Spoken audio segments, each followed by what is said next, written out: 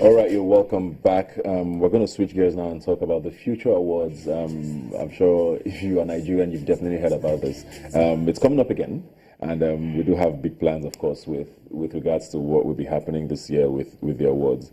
And I have here with me the chairman, Central Working Committee of the Future Awards Africa, Bukui Olatorolabegi. Thanks for being here today. Thank you. Congratulations, first of all. Let's start with that. You just became the chairman of the Central Working Committee. How does that work? Was there an election or something, or you just got appointed? You got I've been part of the system for a while, from being a nominee to being a winner, and then to volunteering for the Central Working Committee, and then I was recently. I think it was by appointment. Okay, so you're working with the committee. Haven't shown a bit. I haven't serviced for a while. Okay. So the Central Working Committee definitely runs the award itself. Is that what it is? Yes, it does. Okay. Although we have independent auditors, we have an independent board. But as far as the award itself is concerned, yeah. So pretty much with organization is what it means. Yes. Okay. So you were appointed when exactly? It came in September. Okay, September. But it was made official, I think, in October.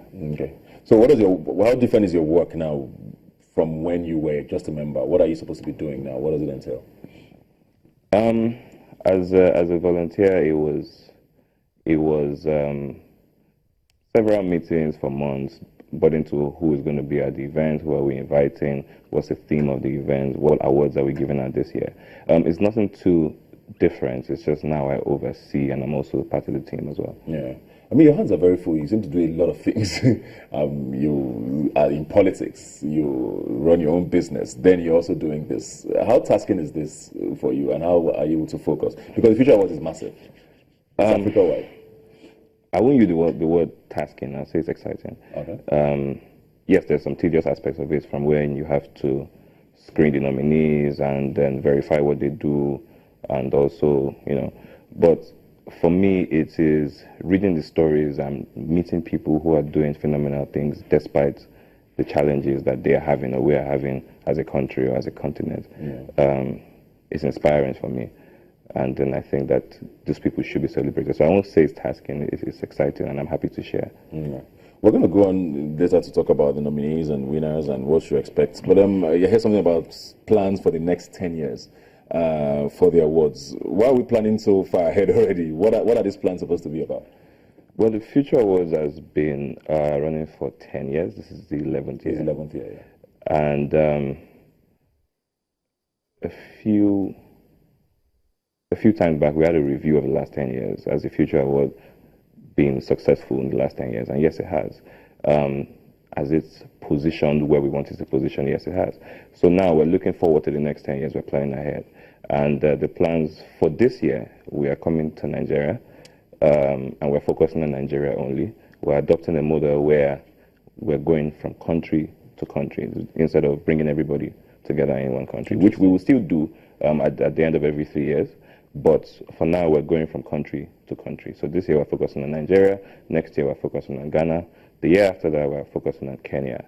And then we are also screening franchises. We're adopting franchises which will be holding cultural and strategic centralized events in several African countries that will be tackling or discussing the particular issues that the youth are facing in that particular station, in that particular country, rather, whilst also celebrating the successes and how far they've come. So yeah, for the next 10 years, like I said, African countries. That's a very interesting model. So let me just get it clear. So this year, the Future Awards Africa will be Nigerian. Yes. And held in Nigeria. Yes. Then all the nominees will be Nigerian. Yes. The winners will be Nigerian. Yes. Then next year, we'll go to a different country. Yes. Why was that adopted? What was the whole idea behind it? I think that bringing everybody to one country is such a powerful, big thing that you can't help but leave some parts out. Yeah.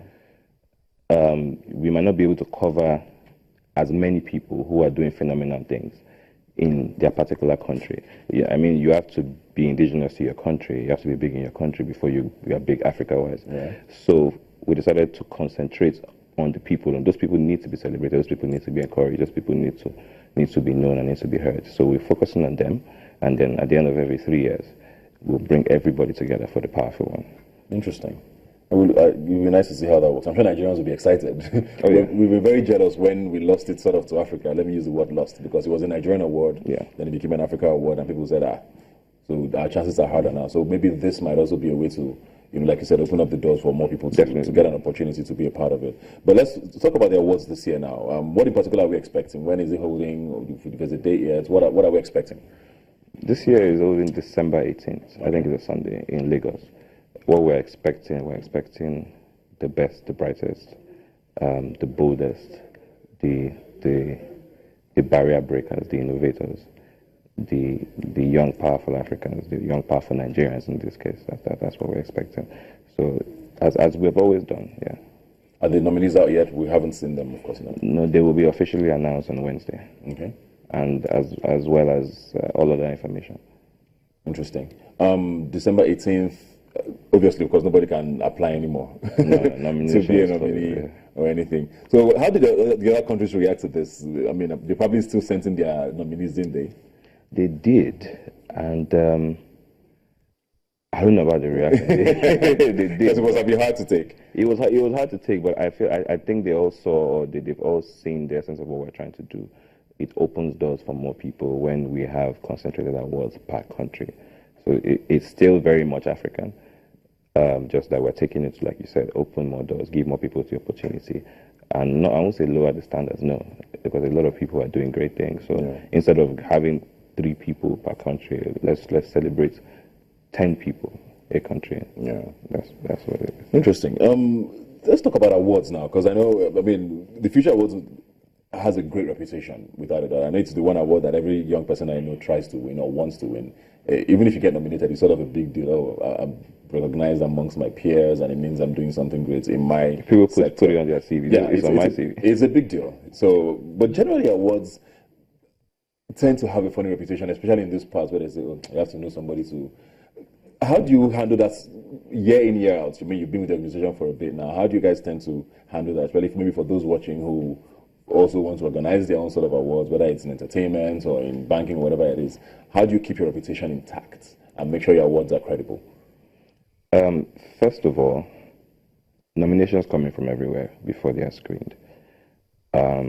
There's a central working committee. There's a central advisory committee. There's a global board of trustees. I must say, I might know a few of the other people in the other teams, but I've never actually met them. I've never actually come to sit down with them, talk about the future awards. So when nomination comes through us first, we screen. Basically, we verify if the information we got is true. We look out for you. We watch out for your business. Then we send it to the next group, and then the next group sends it to the next group. So I think that the fact that it's not just one person, or it's just not just a group of friends who are coming together and say, oh, let's give this person, let's nominate this person, I think it's quite credible. I think Nigerians know that. I think Africans know that. That's the reason why we have the reputation that you say it is. Yeah. Is it, you're talking about franchise, and I'm thinking about, is it possible to start maybe holding the awards simultaneously in all of these countries? Maybe not every African country, but like you said, Ghana, Kenya, maybe South Africa.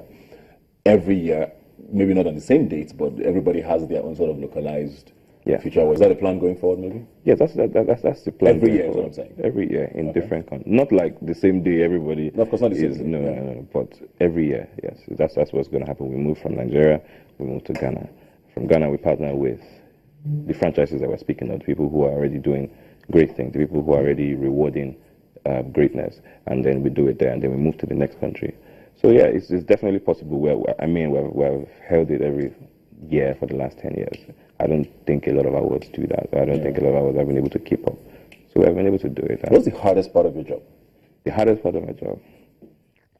I haven't thought about that before. The hardest part of my job? I don't know. So it's just pretty easy for you? Well, anything that is hard can still be done. Like I said, it's not hard, it's not tasking, it's exciting for me.